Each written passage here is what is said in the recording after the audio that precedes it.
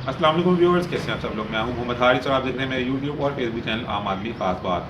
आज की वीडियो में मैं बताने जा रहा हूं कि अगर कोई बंदा पंजाब का रेजिडेंट है और वो पंजाब से सिंध रजिस्टर्ड गाड़ी परचेज़ कर लेता है या इस्लामाबाद रजिस्टर्ड गाड़ी परचेज़ कर लेता है तो उसकी ट्रांसफ़र का क्या तरीका होगा।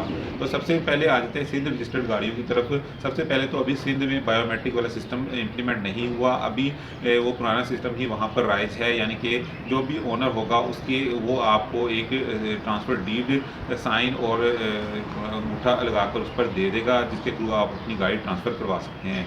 लेकिन जब गाड़ी सेल कर रहे होते हैं, स्पेशली सिंध रजिस्टर्ड व्हीकल्स, आप किसी शोरूम से करें या किसी और पर्सन से करें, तो वो यही कि आपको कह देता है जी ये पंजाब में ही रहते हुए आप गाड़ी ट्रांसफ़र करवा सकते हैं, जबकि ऐसा पॉसिबल नहीं है। आपको गाड़ी के साथ डॉक्यूमेंट्स के साथ आपको सिंध जाना पड़ेगा, वहाँ जाकर ही आपकी गाड़ी ट्रांसफ़र होगी, वहीं के किसी एक्साइज़ के दफ्तर से ट्रांसफ़र होगी। पंजाब में अगर आप कहते हैं कि यहाँ से हो जाए तो ऐसा पॉसिबल नहीं है, ना ही ऐसा होगा। तो ये आपने चीज़ सबसे पहले क्लियर कर लेनी है अपने माइंड में। दूसरा तरीका इसका वही है, डॉक्यूमेंट्स लेकर आपने सिंध चले जाना है, वहाँ जाकर एक्साइज़ के दफ्तर में अपने डॉक्यूमेंट्स के लिए जो है वहाँ सबमिट करवा देने हैं। अपना ओरिजिनल आईडी कार्ड और जो ओनर है उसका एक तो ट्रांसफ़र डीड और दूसरा उसका आईडी कार्ड की कॉपी जो कि एक्सपायर्ड ना हो, वो देकर आपने वहाँ जाके जमा करवा देनी है। शायद साथ ही वो जो एक्साइज़ की फ़ीस है, ट्रांसफ़र फ़ीस है, वो आपने पे कर देनी है और कुछ ही अर्से बाद आपके के नाम पर गाड़ी ट्रांसफ़र हो जाएगी।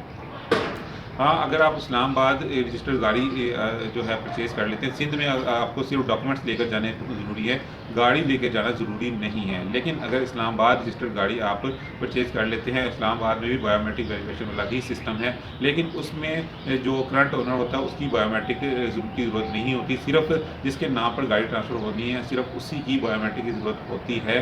लेकिन आपको वहाँ पर लेकर जाने पड़ेंगे गाड़ी के डॉक्यूमेंट्स और उसके साथ गाड़ी भी आपको लेकर जानी पड़ेगी, क्योंकि वहाँ पर होगी गाड़ी की फ़िज़िकल इंस्पेक्शन। ठीक है, वहाँ पर सबसे पहले फ़िज़िकल इंस्पेक्शन होती है, उसके बाद ही बायोमेट्रिक जो है वो बायोमेट्रिक ट्रैकिंग आईडी जो है वो इशू किया जाता है और फिर गाड़ी आपके नाम पर ट्रांसफ़र हो जाती है और आपको एक नया जो आपके नाम का स्मार्ट कार्ड है वो इशू कर दिया जाता है। और अगर आप पंजाब व्हीकल ट्रांसफ़र करना चाह रहे हैं तो उसके लिए मैं ऑलरेडी वीडियो बना चुका हूँ, लिंक मैंने दे दिया है डिस्क्रिप्शन में। अगर किसी भाई ने विज़िट करना हो, वीडियो देखनी हो और तरीकाकार जानना हो तो वो डिस्क्रिप्शन में जो लिंक मौजूद है उसके ज़रिए वो वीडियो देख सकता है। अब कुछ और थोड़ी-सी बातें हैं, कुछ सवालात लोग मुझसे करते हैं ट्रांसफ़र के हवाले से ही। एक सवाल तो ये पूछा जाता है कि अगर आपने कोई गाड़ी परचेज़ की है लेकिन उसका जो ओनर है उसकी डेथ हो चुकी है या आपने परचेज़ कर ली, बाद में उसकी डेथ हो गई, आपने अभी गाड़ी नाम पे ट्रांसफ़र नहीं करवाई थी, तो फिर क्या प्रोसेस होगा उस गाड़ी को ट्रांसफ़र करने का। सबसे पहले तो आपने इस चीज़ से बचना है कि ऐसी कोई गाड़ी आपने परचेज़ नहीं करनी। अगर आपने किसी से भी गाड़ी परचेज़ कर ली है तो कोशिश करें उसको विदिन डेज़ अपने नाम पर ट्रांसफ़र कर लें, क्योंकि ज़िंदगी मौत का किसी का भी कोई पता नहीं है। आज कोई है, कल हो सकता है उसकी डेथ हो जाए, किसी का भी कुछ पता नहीं है। तो ये आपने अपनी सेफ्टी के लिए ये सबसे पहले कर लेना है। जैसे ही आप गाड़ी परचेज़ करते हैं आपने उसको अपने नाम पर ट्रांसफ़र कर लेना है, क्योंकि पंजाब में बायोमेट्रिक सिस्टम जो है वो है, जब तक दूसरा बंदा बायोमेट्रिक नहीं करेगा गाड़ी आपके नाम पर ट्रांसफ़र नहीं होती। तो ज़ाहिर-सी बात है जिसकी डेथ होगी वो कैसे बायोमेट्रिक देगा। उसका एक अलग से प्रोसेस है जिसमें सबसे पहले आपको फैमिली रजिस्ट्रेशन सर्टिफिकेट चाहिए होता है, सक्सेशन सर्टिफिकेट चाहिए होता है। इसके अलावा जो है जितने भी लीगल हायर्स हैं उनके आईडी कार्ड की कॉपी चाहिए होती हैं। तो फिर आप जाके अपनी जो गाड़ी की डॉक्यूमेंट्स है वो जाके एक्साइज़ में सबमिट करवाते हैं और फिर वो गाड़ी आपके नाम पे ट्रांसफ़र होती है। अच्छा, कई लोग जो है वो उनकी जो जिसके भी नाम पे गाड़ी होती है वो गाड़ी का जो मालिक होता है वो डेथ हो चुकी होती है, उसके जो लीगल हायर्स हैं वो गाड़ी इस तरह सेल कर देते हैं कि साथ वो डेथ सर्टिफिकेट सिर्फ लगा देते हैं कि जी गाड़ी आपके नाम पर ट्रांसफ़र हो जाएगी। डेथ सर्टिफिकेट के ज़रिए गाड़ी डेथ सर्टिफिकेट के ज़रिए ट्रांसफ़र नहीं होती।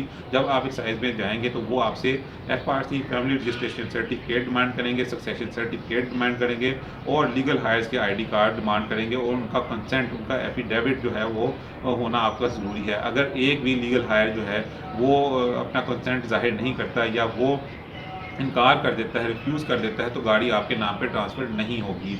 ये एक जो है बड़ा ही लीगल मैटर है और काफ़ी लेंथी प्रोसेस है, क्योंकि जब जो जिसकी डेथ हुई होती है, जब आप गाड़ी ट्रांसफ़र करने के लिए उसके जो लीगल हायर्स हैं उनसे रब्ता करते हैं तो वो उन्होंने जी अभी फैमिली रजिस्ट्रेशन सर्टिफिकेट ही नहीं बनवाया होता, उन्होंने अभी सक्सेशन सर्टिफिकेट जो कि अदालत से मिलता है वो भी उन्होंने नहीं इशू करवाया होता, तो वो फिर उस प्रोसेस में के लिए आपको काफ़ी टाइम लग जाएगा, आप बार बार उनको फॉलो करना पड़ेगा और वो पता नहीं कब करवाते हैं कि नहीं करवाते। इसलिए आपने ये श्योर कर लेना है कि जब आप गाड़ी परचेज़ करें तो वो जो बंदा है, जो भी ऑनर है, वो आपके सामने मौजूद हो। अगर वो कोई अननोन बंदा है तो आपके सामने मौजूद होना ज़रूरी है। इस चीज़ को आपने मेक श्योर कर लेना है अपनी सेफ्टी के लिए और अपनी परेशानी से बचने के लिए, जो कल को आपको परेशानी होनी है, क्योंकि एक लेंथी प्रोसेस है और डिफ़िकल्ट प्रोसेस है। अच्छा जी, इसके लिए मैंने आपको चीज़ें बता दी, क्या-क्या चीज़ें आपको चाहिए होंगी। अगर वो चीज़ें आपको प्रोवाइड कर देते हैं, एफआरसी, सक्सेशन सर्टिफिकेट, एफिडेविट, तमाम लीगल हेल्थ का कंसेंट, उनकी आईडी कार्ड की कॉपीज़, तो फिर आपके लिए कोई इशू नहीं है, फिर आप गाड़ी ईज़िली अपने नाम पर ट्रांसफ़र करवा सकते हैं। अच्छा जी, अब आ जाएँ, अगर कोई सा सवाल ये है कि अगर कोई बंदा जिसके नाम पे गाड़ी है वो आउट ऑफ कंट्री है, वो कहीं और बैठा है, यूरोप बैठा है, इटली बैठा है, कहीं बैठा है, तो आपकी गाड़ी फिर कैसे ट्रांसफ़र होगी?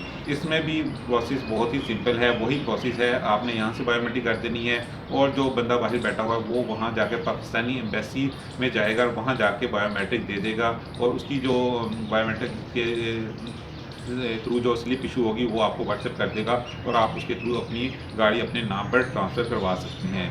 लेकिन जो बंदा बाहर बैठा है वो इस चीज़ में आपके जो प्रोसेस है इसके लिए डिले का बायस बन सकता है। हो सकता है वो उसके पास टाइम ना हो सकता है वो सुस्त पड़ जाए और हो सकता है आप उसका उससे राब्ता ना हो पाए, उसके नंबर्स चेंज हो जाएँ, व्हाट्सएप पे राब्ता ना हो पाए, तो आपके लिए परेशानी का बायस बनेगी। इसीलिए मैं आपको कहता हूँ कि अगर आपने गाड़ी लेनी है तो मालिक ये भी मेक श्योर करें कि जो मालिक है वो ज़िंदा हो और दूसरा वो उसी शहर में हो जिस शहर में आप रहते हैं, ताकि परेशानी का बायस ना बने किसी के लिए भी। और आपने जब तक बायोमेट्रिक ना मिले आपने मुकम्मल पेमेंट गाड़ी की नहीं करनी, आपने 3-4 लाख रुपया गाड़ी का नीचे रख लेना है जब तक आपको बायोमेट्रिक ना मिले। बायोमेट्रिक मिल जाए फिर आप मुकम्मल पेमेंट कर दें और गाड़ी अपने नाम पर ट्रांसफ़र करवा लें। तो ये कुछ बातें थी, आप परेशानी से बच सकते हैं अगर आप थोड़ी सी जो है समझ से काम लें और अपने आप को सेफ रख कर चलें। तो ये थी मेरी आज की वीडियो, उम्मीद करता हूँ आपको पसंद आई होगी। मिलते हैं किसी और वीडियो में किसी और बात के साथ, तब तक के लिए इजाज़त दीजिए। अल्लाह हाफ़िज़।